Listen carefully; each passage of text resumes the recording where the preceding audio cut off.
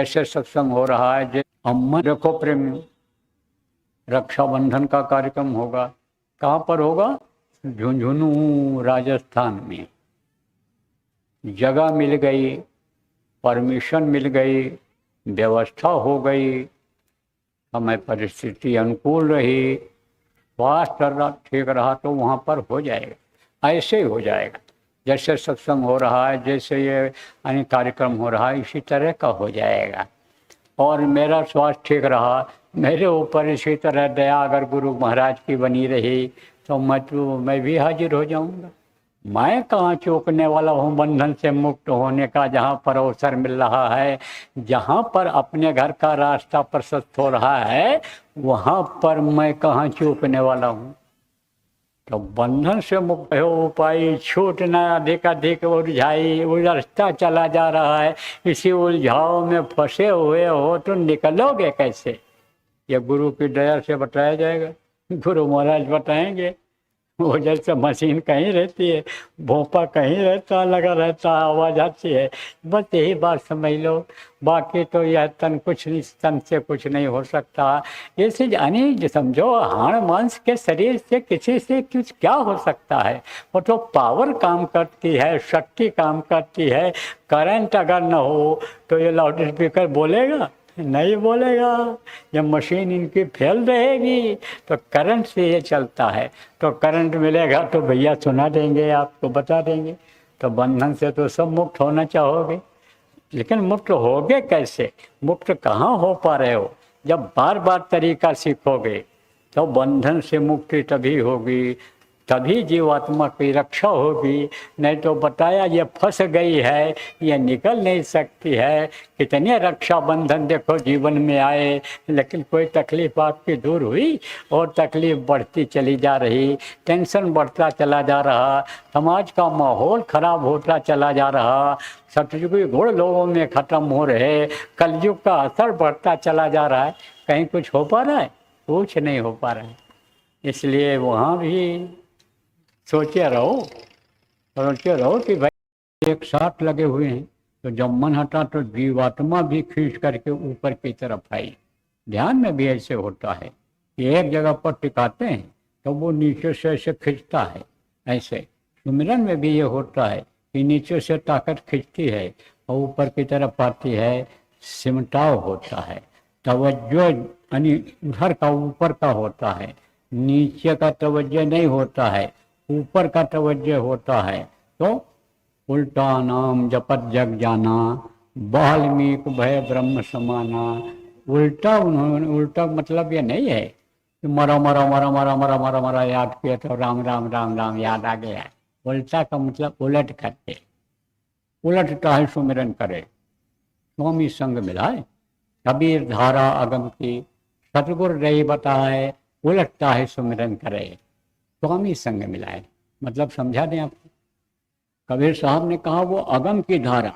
कौन सी धारा? यही शब्द की धारा, इसी से सारी रचना हुई है। तो वो शब्द अगम का है, ऊपर से आया, अलग अगम अनामी जिसको कहते हैं। कबीर धारा अगम की, सतगुरु दई लखाए, सतगुरु ने बता दिया, सतगुरु दई बताए। जो सतगुरु मिले हमको आपको, गुरु महाराज जैसे गुरु मिले, उन्होंने बता दिया, समझा दिया, आप ये चीज़ समझ में आ गई। तो वो अगम की धारा है, सतगुरु नहीं बताए। सतगुरु ने क्या बता दिया कि इस तरह ध्यान लगाओ, इस तरह से सुमिरन करो। तो वो धारा यानी नीचे तक आ रही है, ऊपर से आई है और यहाँ पर थोड़ी देर रुकी है। जैसे बताया आपको सत्संग में कि जगह जगह पर रुकती हुई आई है, ऐसे ऊपर से वो धारा आई है और इस पिंडी शरीर में ऊपर के हिस्से में यहाँ रुकी हुई है यहाँ पर, और उसके बाद फिर नीचे आई है। तो अंगूठे तक है वो धारा, अंगूठे तक। तो कबीर धारा अगम की और सतगुरु रही लखाए, और उलटता ही सुमिरन करे, स्वामी संग मिलाए। इधर से उलट दो उसको, इधर से तवज्जो दे दो, इधर से खींच दो, तो वो स्वामी से मिला देगी। वही धारा यानी स्वामी से मिला देगी। वही शब्द जब प्रकट हो जाएगा अंतर में, वो प्रकट जब कर देगा अंतर में, तो यानी समझो कि प्रकाश हो जाएगा, रोशनी हो जाएगी, और उसमें यानी शब्द मिल जाएगा खोजने पर, और फिर पकड़ में आ जाएगा, निकल जाएगी, स्वामी से मिला देंगे।